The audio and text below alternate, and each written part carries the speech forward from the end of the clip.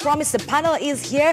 I have the gorgeous Queen in yellow, looking very radiant as always. She is back from her leave. And of course, I also have Smita, the one and only journalist come lawyer. He says he wears 50 hats, but hey. And of course, we have Stephen Smendo, who is the editor of Pulse, keeping you up to date with all the mshene in the country. It's always good to have you guys here.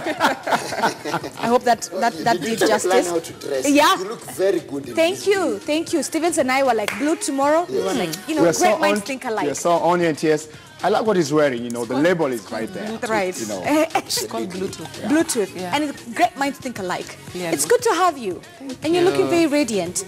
Yeah? All right, let's jump into this. Now, hot topics this week has been literally very hot. From Uganda to the whole drama with Nike, and here in Kenya with us being called monkeys, people being deported. You saw that video. Yeah. Come on, you saw it. Yes, we did. I even saw the deportation sent some would-be monkey home. Yeah, and we're going to start hot topics on that note. Now, that guy just decided to call all of us dirty, smelly monkeys, including our very own President Uhuru Kenyans, ironically, who was on their land, or is still on their land. We're expecting him any time back in the country. Mumeful gari zenyu? Yeah. Okay, Smita?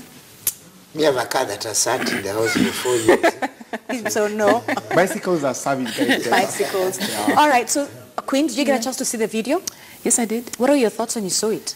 I like this new wave of people, looking for their, reaching out to their backgrounds.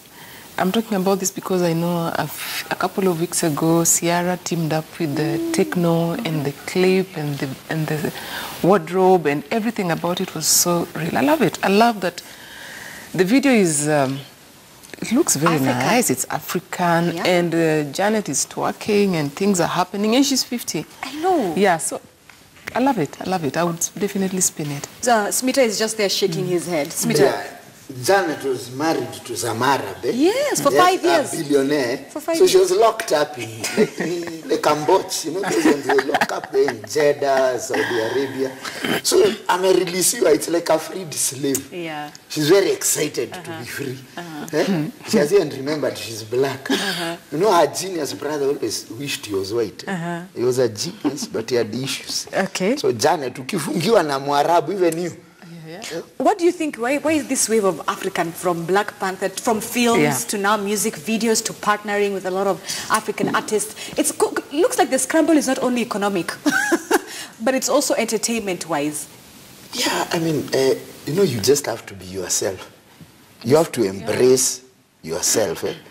So this thing, people realize it. Some people take, have you heard those Mogekoyos who speak with Texas accents? Yes. Yes, you know, you will never be white, and you have no wish to be. Yeah, always after Barack Obama, and then you see Donald Trump, oh, then you want to be white. Relax with your newthiness. Yeah. We keep on saying that Africa is the virgin land where everybody wants to come and mine, and we can see it from every front.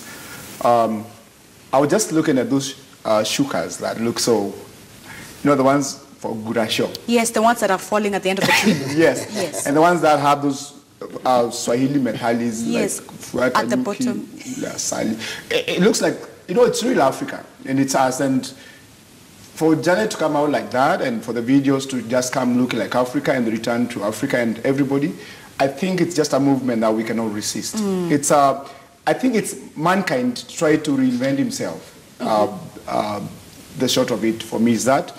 Smita talking about all those things that are straight at that. But again, it's a return to Africa. For me, we are about to see a lot of that, and that's why we're telling our girls, stop running after all these ancestors coming for retirement and stuff. Good people are coming your way. It is. Okay, yeah, speaking of a return to Africa, if there's someone who is being returned back from Africa, is that Chinese guy who decided to call us monkeys, and he was deported. A lot of people had mixed reactions to, why wasn't he not just jailed here in the country as opposed to being deported? And if he's being deported, look at how we deported Miguna versus how we're deporting a guy who called us monkeys. And if you haven't seen the video, take a look. Monkey. Even Uhuru Kenyans. All of them.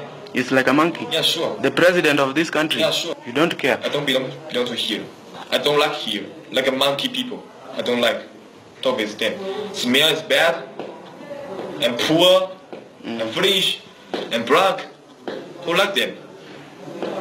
Why not the right people, like the American? Then why are you coming to do business in Kenya if we are poor, we are black, for money? And the guy was selling motorbikes, something that we Kenyans can do ourselves. Queen. What I can say is, well, I've never been a victim of racism, but I know people who have been victims of racism, and this is not the first time this is happening. We have people who work for, I don't know whether to call them, some companies, especially in industrial area.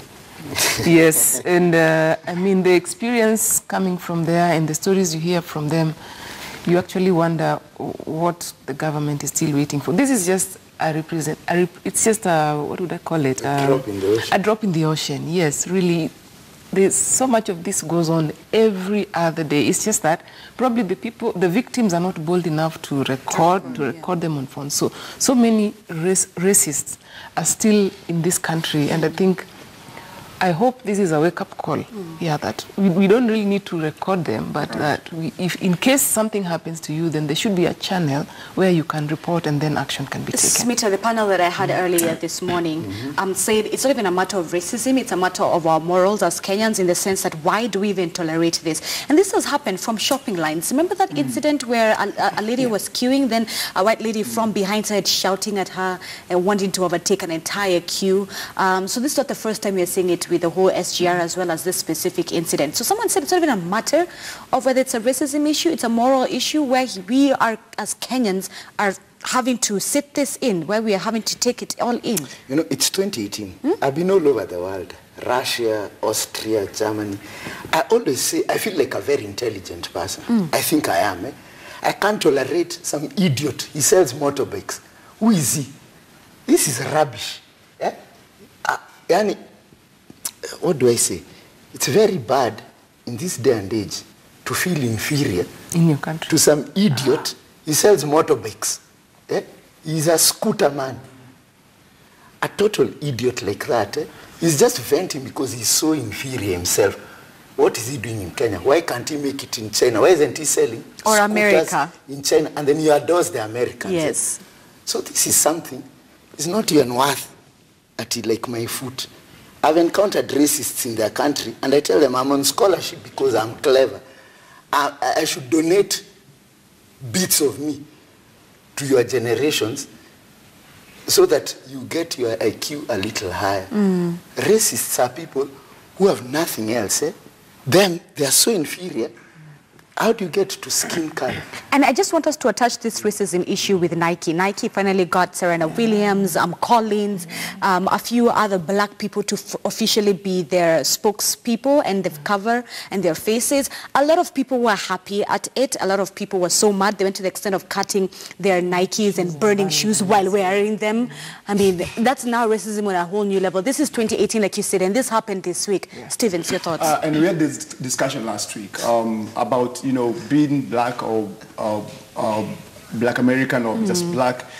And 2018 as it is, when we thought Obama has been there, you know, Martin Luther talked about us and all that, and you just thought freedom just showed up and we are just equals in the world. And then these things are happening, like following each other just like that. And you just think, sometimes you feel like you want to fight. Sometimes you just want to get physical. If you know, mental sense doesn't make sense to anyone, then it could be time to go to the streets and we sing our songs about, no, come on, let there be freedom. Especially on our own soil. You know, and you know, I know that the Chinese embassy talked about punishing these guys and apologizing, but I don't imagine any of us going to another country, going to sell motorbikes, and then even call the president what he called him. I mean, you cannot just say I'm deporting this guy. It's not imaginable. What is, now